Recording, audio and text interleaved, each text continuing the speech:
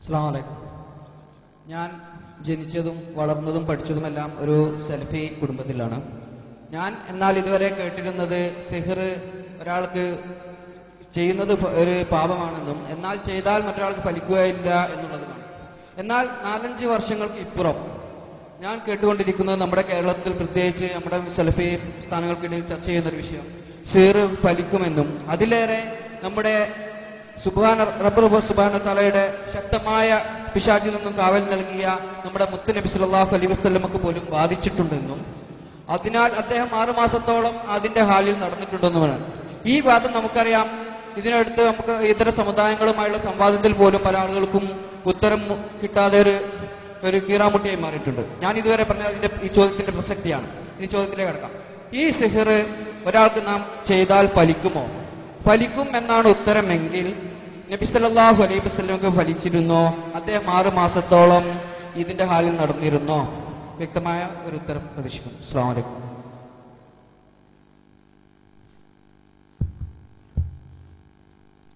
സിഹർ ഫലിക്കോ, ഫലിച്ചാൽ തന്നെ റസൂലുള്ളാഹിക്ക് ഫലിക്കോ എന്നുള്ളതാണ് സുഹൃത്തിന്റെ ചോദ്യം.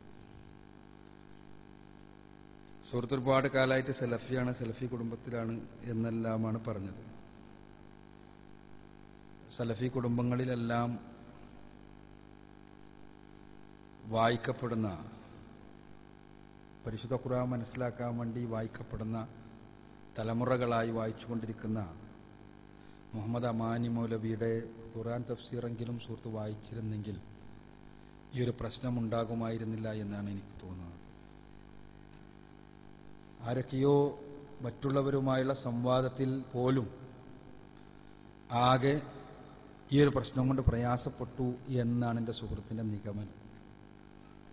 യഥാർത്ഥത്തിൽ മറ്റുള്ളവരുമായി കേരളത്തിൽ സലഫി ഭൂമികയിൽ സംവാദം നടത്തുന്ന ഒരാളാണ് ഞാൻ. എൻ്റെ അനുഭവത്തിൽ ഇതുവരെ റസൂലുള്ളാഹി സ്വല്ലല്ലാഹു അലൈഹി വസല്ലമക്ക് സിഹ്ർ ബാധിച്ചുവോ എന്ന വിഷയം ഞങ്ങളുടെ സംവാദങ്ങളിൽ ഒരു വിഷയമായി പോലും വന്നിട്ടില്ല. പിന്നെ എന്തിലും തങ്ങൾക്ക് ആവശ്യമായ വിഷയങ്ങൾ മെനഞ്ഞെടുത്ത് പ്രയാസപ്പെടുന്ന ആളുകളെ സംബന്ധിച്ചിടത്തോളം എല്ലാറ്റിലും വിഷയങ്ങൾ കണ്ടെത്താൻ കഴിഞ്ഞേക്കും. ഇവിടെ ഇസ്ലാമിനെ സംബന്ധിച്ചിടത്തോളം ഇസ്ലാം അതിൻ്റെ അടിത്തറകളായ പ്രമാണങ്ങൾ അനുസരിച്ചാണ് കാര്യങ്ങൾ സംസാരിക്കുക. ഇസ്ലാമിനെ സംബന്ധിച്ചിടത്തോളം നമുക്ക് മനസ്സിലാകാത്ത ഒരുപാട് വിഷയങ്ങളിലുള്ള വിശ്വാസവും ആ വിശ്വാസപ്രകാരമുള്ള ജീവിതവുമാണ് ഒരു മുസ്ലിമിന്റെ ജീവിതത്തിന്റെ അടിത്തറ. നമുക്ക് മലക്കുകളുടെ സാന്നിധ്യം അനുഭവപ്പെടുന്നില്ല.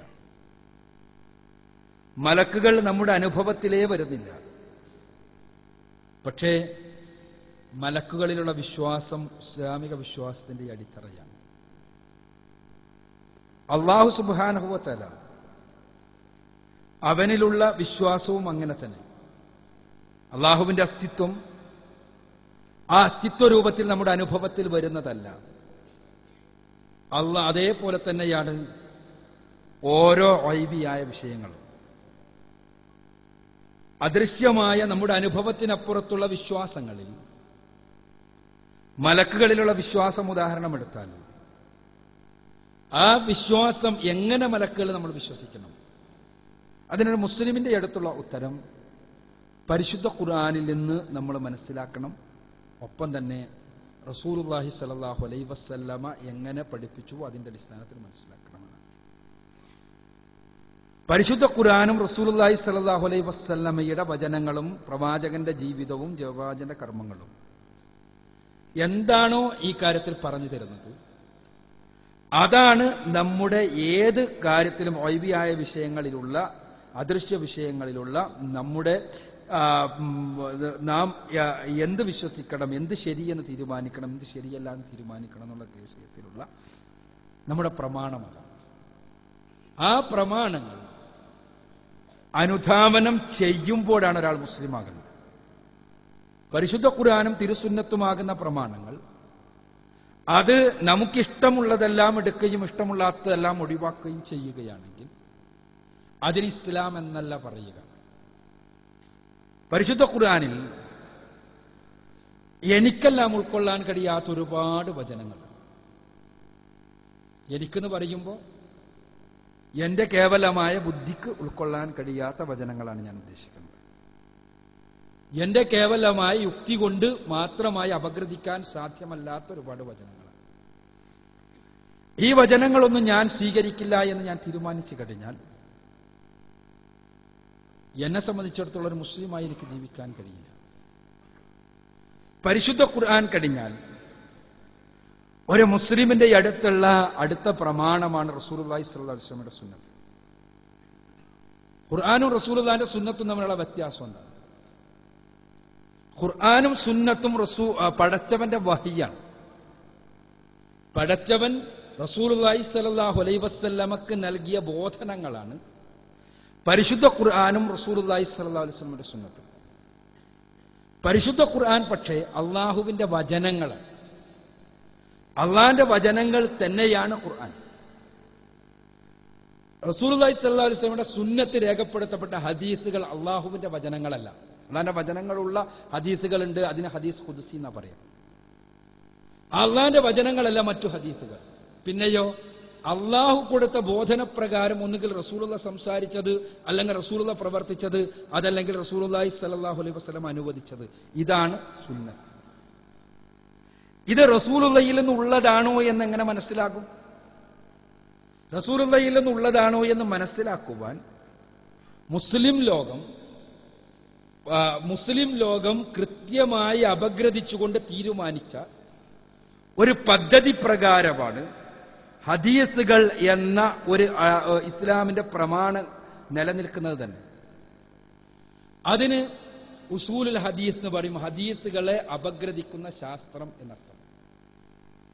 ഉസൂലുൽ ഹദീസിന്റെ പണ്ഡിതന്മാർ ഹദീസുകളെ കൃത്യമായി അപഗ്രഥിക്കുകയും അതിന്റെ അടിസ്ഥാനത്തിൽ സ്വീകാര്യമായത് എന്തൊക്കെയാണ്, സ്വീകാര്യമല്ലാത്തത് ഏതൊക്കെയാണ് എന്ന് വ്യക്തമായി കൃത്യമായി രേഖപ്പെടുത്തുകയും ചെയ്തിട്ടുണ്ട്.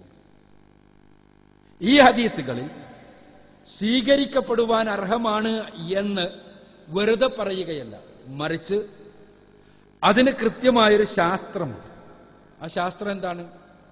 റസൂലുള്ളാഹിയിൽ നിന്ന് ഒരു സഹാബി കേൾക്കുന്നു, ആ സഹാബിയിൽ നിന്ന് അടുത്തയാൾ കേൾക്കുന്നു, അടുത്ത തലമുറയിലുള്ളയാൾ, അടുത്ത തലമുറയിൽ നിന്ന് അടുത്ത തലമുറയിലുള്ളയാൾ കേൾക്കുന്നു, അടുത്ത തലമുറയിൽ അത് രേഖപ്പെടുത്തപ്പെടുന്നു.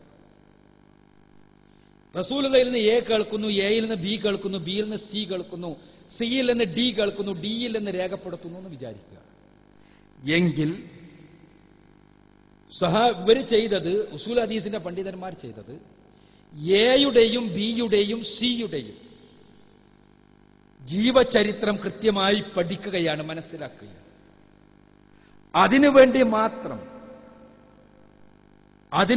മാത്രം ഒരു സയൻസ് തന്നെ മുസ്ലിം ലോകത്തുണ്ടായിട്ടുണ്ട്. ഞാൻ നേരത്തെ എന്റെ പ്രഭാഷണത്തിന്റെ തുടക്കത്തിൽ പറഞ്ഞ ഇസാബയെ പോലെയുള്ള ഗ്രന്ഥങ്ങൾ ആ സയൻസിന്റെ പ്രോഡക്റ്റാണ്. ഉലൂമുർ റിജാൽ എന്ന് പറയുന്ന ഒരു സയൻസ്, അഥവാ പ്രവാചകനിൽ നിന്ന് ഈ നിവേദനം ചെയ്ത ആളുകളുടെ ചരിത്രം പരിശോധിക്കുകയാണ്. ആ ചരിത്രം പരിശോധിച്ചിട്ട് അവരിൽ ആരെങ്കിലും എന്തെങ്കിലും കളവ് പറയുവാൻ ഒരു സാധ്യതയുമില്ല എന്ന് പൂർണ്ണമായി ബോധ്യപ്പെടുമ്പോൾ മാത്രമാണ് ഒരു ഹദീസ് സ്വഹീഹായി തീരുന്നത്, സ്വഹീഹായി നിശ്ചയിക്കപ്പെടുന്നത്. ഒരു ഹദീസ് സ്വഹീഹായി നിശ്ചയിക്കപ്പെട്ടു കഴിഞ്ഞാൽ അതിനർത്ഥം അത് റസൂലുള്ളാഹിയിൽ നിന്ന് ഉണ്ടായത് തന്നെയാണ് എന്ന്. ഒരു ഹദീസ് സ്വഹീഹായി നിശ്ചയിക്കപ്പെട്ട ഒരു ഹദീസ് അത് നമ്മൾ തള്ളിക്കളയുന്നു എന്ന് പറഞ്ഞാൽ അതിനർത്ഥം പരിശുദ്ധ ഖുർആനിലെ ഒരായത്ത് എനിക്ക് പറ്റൂല എന്ന് പറഞ്ഞ് ഞാൻ തള്ളിക്കളഞ്ഞാൽ അതിന്റെ അർത്ഥം എന്താ? പരിശുദ്ധ ഖുർആനിലുള്ള വേറെ ഒരൊറ്റ ആയത്തും എനിക്ക് സ്വീകരിക്കാൻ പറ്റൂല എന്നാണ്. എന്തുകൊണ്ടാണത്? പരിശുദ്ധ ഖുർആനിലെ ഒരു ആയത്ത് എന്റെ ബുദ്ധിക്ക് പറ്റൂല എന്ന് പറഞ്ഞ് ഞാൻ തള്ളിക്കളഞ്ഞു എന്ന് വിചാരിക്കുക. അതിനർത്ഥം പരിശുദ്ധ ഖുർആനിലെ 6200 ചില്ലാനം ആയത്തുകളിൽ വേറെ ഒന്നും എനിക്ക് സ്വീകരിക്കാൻ പറ്റില്ല. കാരണം ഈ ഒരായത്ത് ഉള്ളതുപോലെ തന്നെയാണ് ബാക്കി ആയത്തുകളും.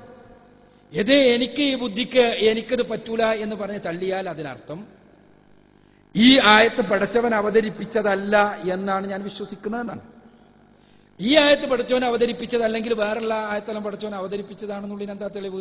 ഈ ആയത്തിന്റെ അതേ ക്രെഡിബിലിറ്റി തന്നെയാണ് മറ്റായത്തുകൾക്കുള്ളൂ. ഈ ആയത്തിന്റെ നിലനിൽപ്പിന് എത്രത്തോളം വിശ്വാസ്യതയുണ്ടോ അത്ര തന്നെ മറ്റായത്തുകളുടെയും നിലനിൽപ്പിന് വിശ്വാസ്യതയുള്ളൂ. ഇതേപോലെ തന്നെയാണ് സ്വഹീഹായ ഒരു ഹദീസ് തള്ളുക എന്ന് പറഞ്ഞാൽ. സ്വഹീഹായ ഒരു ഹദീസ് അത് സ്വഹീഹാണ് എന്ന് പൂർണ്ണ ബോധ്യപ്പെട്ടതിന് ശേഷം അത് തള്ളിക്കളഞ്ഞാൽ അതിന്റെ അർത്ഥം സ്വഹീഹായ ഒരൊറ്റ ഹദീസും പിന്നെ സ്വീകരിക്കാൻ സാധ്യമല്ല എന്ന്. എന്തുകൊണ്ട്? സ്വഹീഹായ ഒരു ഹദീസ് നമ്മൾ തള്ളുമ്പോൾ അതിന്റെ അർത്ഥം എന്താണ്? ഈ സിഹത്ത് പരിശോധിച്ചുകൊണ്ട് നമുക്ക് ലഭിച്ചിട്ടുള്ള ഈ ഹദീസ് അത് യഥാർത്ഥത്തിൽ റസൂലുള്ളാഹിയിൽ നിന്നുണ്ടായതല്ല എന്ന് ഞാൻ വിശ്വസിക്കുന്നു എന്നാണ്. അത് റസൂലുള്ളാഹിയിൽ നിന്നുണ്ടായതല്ലെങ്കിൽ ഇതേ കാര്യത്തിൽ നിലകൊള്ളുന്ന ബാക്കി ഹദീസുകളോ ഇതേ തെളിവുകളേ ഉള്ളൂ മറ്റേ ഹദീസുകൾക്കും. മറ്റ് ഹദീസുകളും റസൂലുള്ളാഹിയിൽ നിന്നുണ്ടായതാണ് എന്ന് നമുക്ക് പറയാൻ ഇത്തെളിവ് തന്നെയുള്ളൂ. അപ്പൊ അതുകൊണ്ട് തന്നെ ആ ഹദീസുകളും തള്ളേണ്ടി വരൂ. ഒരൊറ്റ ഹദീസ് നമ്മൾ തള്ളിക്കളഞ്ഞാൽ സ്വഹീഹായ ഒറ്റ ഹദീസ് സ്വീകരിക്കാൻ കഴിയാത്ത അവസ്ഥാവിശേഷം ഉണ്ടാകും. ഈ സ്വഹീഹായ ഹദീസുകളിൽ തന്നെ വളരെ സ്ട്രിക്റ്റായി സിഹത്ത് പരിശോധിച്ചയാളാണ് ഇമാം ഇസ്മായിൽ ബുഖാരി, മുഹമ്മദ് ഇസ്മായിൽ ബുഖാരി. ഇമാം ബുഖാരി റഹ്മത്തുള്ളാഹി അലൈഹി അദ്ദേഹത്തിന്റെ ഹദീസ് സ്വീകരണത്തിന് അദ്ദേഹം ഉപയോഗിച്ച മാനദണ്ഡങ്ങൾ മറ്റ് ഹദീസ് പണ്ഡിതന്മാർ സഹീഹ് മുസ്ലിമിനെ പോലെയുള്ള മറ്റ് പണ്ഡിതന്മാർ സ്വീകരിച്ച മാനദണ്ഡങ്ങളെക്കാളും കുറെ കൂടി സ്ട്രിക്റ്റ് ആണ്. കുറെ കൂടി വളരെ വളരെ ഇങ്ങോട്ട് ആ അരിപ്പയിലൂടെ അങ്ങോട്ട് ഹദീസ് വരണം ഭയങ്കര ബുദ്ധിമുട്ടാണ്. അതുകൊണ്ടാണ് മുസ്ലിം ലോകം മൊത്തത്തിൽ അഹ്ലുസുന്നത്ത് വൽ ജമാഅത്ത് നാലാമത്തെ തലമുറ മുതൽ ഇന്ന് വരെ അഭിപ്രായ വ്യത്യാസമില്ലാതെ അംഗീകരിക്കുന്ന കാര്യമാണ്. നാലാമത്തെ തലമുറ മുതൽ ഇന്ന് വരെ അഹ്ലുസുന്നത്ത് വൽ ജമാഅത്തിൽ അഭിപ്രായ വ്യത്യാസമില്ലാതെ അംഗീകരിക്കുന്ന കാര്യമാണ് പരിശുദ്ധ ഖുർആൻ കിടിച്ചാൽ ഏറ്റവും അധികം സ്വീകാര്യമായ ഒരു ഗ്രന്ഥം സഹീഹുൽ ബുഖാരിയാണ്. എന്റെ സുഹൃത്ത് പറഞ്ഞ പ്രശ്നം സഹീഹുൽ ബുഖാരിയിലുള്ളതാണ്. എന്ത് റസൂലുള്ളാഹി സ്വല്ലല്ലാഹു അലൈഹി വസല്ലമക്ക് ഒരു ജൂതൻ മാരണം ചെയ്തു എന്നും അതുകൊണ്ട് പ്രവാചകൻ സല്ലല്ലാഹു അലൈഹി വസല്ലമയ്ക്ക് ചില സംശയങ്ങൾ ഉണ്ടായി എന്നും ആ സംശയങ്ങളെക്കുറിച്ച് പ്രവാചകൻ സല്ലല്ലാഹു അലൈഹി വസല്ലമക്ക് വഹ്യു മുഖേന വിവരം ലഭിച്ചുവെന്നും അഥവാ രണ്ട് മലക്കുകളുടെ സംസാരം റസൂലുള്ളാഹി സ്വല്ലല്ലാഹു അലൈഹി വസല്ലമക്ക് അല്ലാഹു അത് മുഖേന അറിയിച്ചു കൊടുത്തു. ആ അറിവനുസരിച്ച് റസൂലുള്ളാഹി സ്വല്ലല്ലാഹു അലൈഹി വസല്ലമ ഈ ഒരു പ്രശ്നത്തിന് പരിഹാരമായി ആ അറിവിന്റെ അടിസ്ഥാനത്തിൽ വഹീന്റെ അടിസ്ഥാനത്തിൽ റസൂലുള്ളാഹി സ്വല്ലല്ലാഹു അലൈഹി വസല്ലം പ്രവർത്തിച്ചു എന്നുമുള്ള കാര്യം സഹീഹുൽ ബുഖാരിയിലുള്ളതാണ്. ഈ ഹദീസ് തള്ളിക്കളഞ്ഞാൽ സ്വാഭാവികമായും ബുഖാരിയിലെ ബാക്കിയുള്ള ഹദീസുകൾ മുഴുവനും നമ്മൾ തള്ളേണ്ടി വരും. അപ്പോൾ എങ്ങനെ നമസ്കരിക്കണം എന്ന് നമ്മൾ അറിയണമെങ്കിൽ ഈ ഹദീസ് തള്ളുന്ന ആളുകൾക്ക് മറ്റു മാർഗങ്ങൾ നോക്കേണ്ടി വരും. എത്ര സക്കാത്ത് കൊടുക്കണമെന്ന് അറിയണമെങ്കിൽ മറ്റു മാർഗങ്ങൾ നോക്കേണ്ടി വരും. അതേപോലെ തന്നെ ഈ ഓരോന്നും. കാരണം ബുഖാരിയിൽ ഒറ്റ ഹദീസ് നമുക്ക് സ്വീകരിക്കാൻ കഴിയില്ല. ബുഖാരിയിൽ നിന്ന് നോക്കൂല.